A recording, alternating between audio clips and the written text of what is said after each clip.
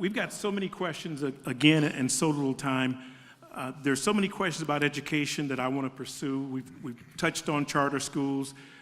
The city of Youngstown, the city of Cleveland are in receivership from the state instead of local control. I want to talk about that, but unfortunately, I don't think we have enough time to deal with that. But again, I'm going to encourage you audience members to make sure that you visit their websites, see what they say about those issues. If you want more information about them, please contact them directly. And I'm assuming that's okay with you candidates, right? Of course. Okay. One of the biggest issues that I've seen and that I hear about is prison reform. We talked a little bit about private ownership of prisons. That's a big issue. But I'd like to get a comment from each team about where you stand generally on prison reform. And then if we have time before we leave, let's come back and revisit that issue and delve into it a little bit deeper. So I think we should start over here on, we'll start with, yeah, let's start on this end. What are your comments, Judge, on prison reform? Can do. Again, look at the O'Neill brochure. Go to the website, go to o'neillforgovernor.org.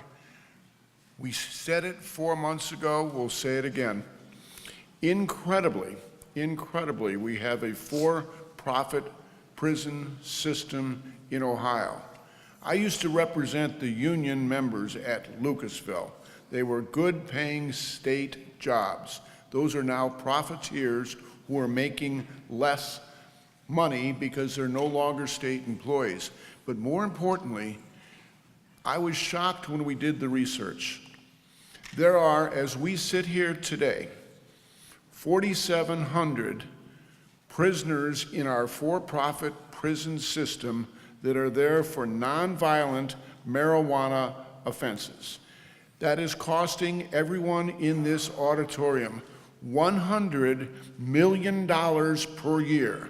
That's what the state of Ohio is paying the profiteers to keep nonprofit or nonviolent marijuana prisoners in jail. As a Supreme Court justice and as a Court of Appeals judge, I've seen the trend for the last 20 years. Somebody wants to get elected to the legislature, they say, let's lower the blood alcohol content for drunk drivers. And that gets them elected, and we end up with mandatory sentencing for people in jail. Then the next session they say, let's raise the mandatory sentence for somebody possessing marijuana. Just think about this for a minute. We regulate beer and wine and we tax it. If you possess marijuana, there's a mandatory sentence and you go to prison and the profiteers get the money. $100 million a year is going into for-profit prisons, and it is a well over 50% African American population in the prisons that are being imprisoned for profit. I'm going to say it again because I want to make sure the world hears me. Morally reprehensible. Thank you. Team Cordray. So all of the candidates up here are against private prisons, and in my case, I first took a stand on that in 1998, 20 years ago.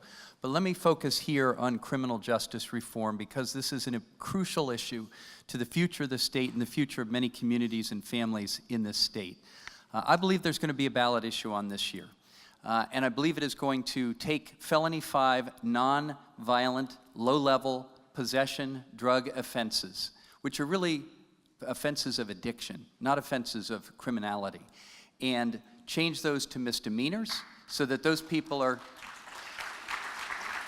can be taken out of our prisons and put back into society and given services and given the treatment they need.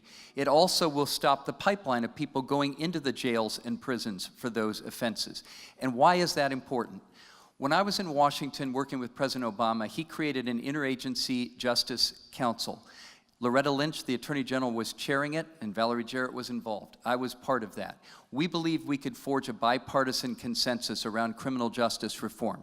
Why? Because Democrats cared about the morality of this issue, the wasting of people's lives. And Republicans, frankly, cared about the dollars, too much money being spent. I don't care what the rationale is. If we can get to the same result on this, let's get to the same result. Under Donald Trump, all of that has fallen down. We have to bring this back to Ohio. We have to do it here. I believe that we need to make that change. We cannot warehouse people who really need drug treatment in our prisons and jails. All that does is put them on the pathway of a life to crime. And what happens when they come out? They have that felony on their record. They cannot get jobs. They cannot pursue occupational licenses. They have no future. And what does it mean to our community when we have people in families that have no future? It's terrible for everyone. It's terrible for their children. It's terrible for their grandchildren. It's terrible for all of us. The injustice of this alone should make us cry aloud. But the stupidity of this as public policy in the state is too much to bear, and we need to stop it. And if we don't have a ballot issue, if this doesn't pass at the ballot, as governor, I will use the pardoning and commutation power to make this change. We will have reconciliation commissions county by county made up of ministers and law enforcement to review those files and make that change. People need to have a chance.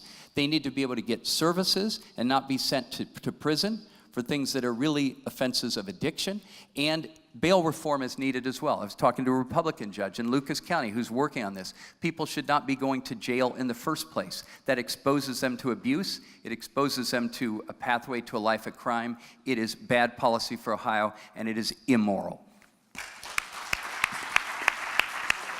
Thank you, Mr. Cordray. Mr. Schiavoni? Yeah, we're not going to be able to, lock our way out of the problem. A lot of the Republicans in the General Assembly and Governor Kasich, they often tout their plans when they say, we're going to increase penalties for this, throw them in jail, we're going to protect the community. That's not the way that you get this done. And if you look back, whenever I go to communities, when I'm talking to African-American members of communities, they always bring up the fact that it was different when we were locking up people with crack than powder cocaine, but now that everybody's dealing with opioids, even doctors and judges, son, that everybody has this compassionate view. And so you have to be real about that. You have to be real that that has occurred.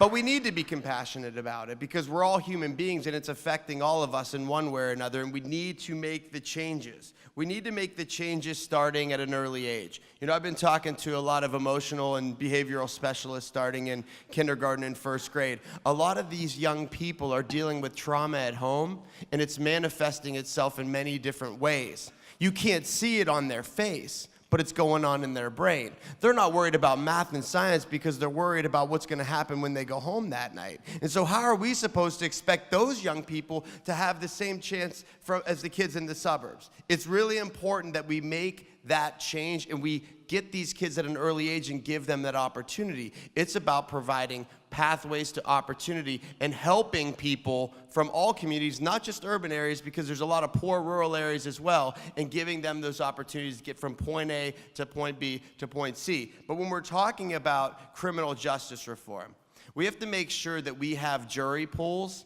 that are fair. We have to make sure that when a defendant is looking into the jury pool, that he or she sees people that look like them, because in often cases you have only the registered voters. We should let every single person have an opportunity to be on that jury, whether they're a registered voter or not. That's a sensible start to the problem. Rich hit another one with bail reform. That is disproportionately affecting people that don't have money because they can't put up the bond. And so you got to make sure that you acknowledge that. And giving people second chances, training in prisons, giving them a second chance to reconnect with their families after through housing, transportation, and job retraining is the way that we can move people forward. Thank you. Team Kucinich. So we're going to tag team on this a little bit, so I'm going to look at the timer really quick. I need some crowd participation on this. How many in the audience has a family member, friend, or knows someone incarcerated? See, this is what I'm talking about. In order for us to know where we're going, we need to know where we're at. And so this affects all of us, because we all know somebody, love somebody that's incarcerated. Prisons is big business. Prisons look like you all in this room. They look like me, they look like you. Prisons are full of black, brown, and poor white people. See, now there's an issue because we have an opiate crisis. So now we need rehab, we need rehabilitation, we need reform because they no longer look like us. So we have to be honest about what's going on here. And I can tell you this. If you go to our website on Kucinich.com, we have the most aggressive criminal justice platform of anybody on this panel. Why? Because I come from that neighborhood. I understand what's going on in our neighborhood, so I was able to sit with Congressman Kucinich and form this platform that is aggressive, and it addresses every issue that's going on in our neighborhood. We know there has to be better use of force training with our officers. We know that there has to be better relationships between the officers and the community. These are things that are in our platform that we know have to be addressed. We have to start at the prisons because we can't we can't put people in prison thinking that's going to solve the problem. It's not. It's just making it worse. But we first have to be honest about why everyone wants there to be reform right now. It's because the prisons no longer look like us. And so we have to really come together and say, how does it work for all of us? So we can make sure that our sons and our daughters and our fathers and our sisters are getting the treatment that they need while they're in there, so when they come home, they can be a whole person. So now it's your turn. Thank you, Tara. And we have worked together on this. To start with, I'll issue an executive order that will shut down the for-profit prisons. That's number one. Number two, we have the state spending hundreds of millions a year to house low-level, nonviolent offenders, particularly those who have committed petty drug offenses. Early in my first week in office, I intend to start using that power of pardon and commutation to clear the prisons out of these low-level offenders and to give them a chance to start a new life. We'll do it on a case-by-case basis, certainly, but we have to have the policy that sets the change in motion. I also will say that we're putting an emphasis on rehabilitation so that people, when they're in prison, will have a chance to learn a job, and we intend to create an economy where there'll be jobs when people get out. The fact is, when people pay their debt to society, they shouldn't have to keep paying again and again and again. With respect to other criminal justice issues, I wrote a bill in Congress to outlaw the federal death penalty. And as governor of the state of Ohio, I will end the state death penalty. The state has no business taking a life to prove that taking a life is bad. Finally, as a criminal justice matter, we understand the concern about local prosecutors looking the other way when an abuse of force has occurred by a law enforcement.